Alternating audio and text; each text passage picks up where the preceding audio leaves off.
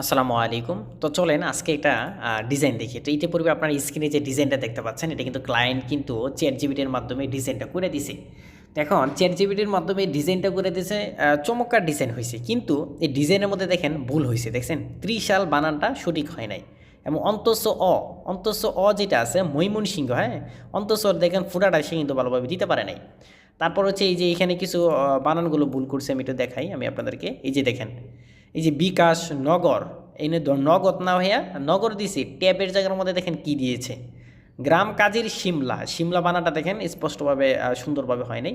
তো যাই হোক, ChatGPT এবং বলেন যাই বলেন ডিজাইন জগৎটা অনেক আপডেট করে ফেলেছে।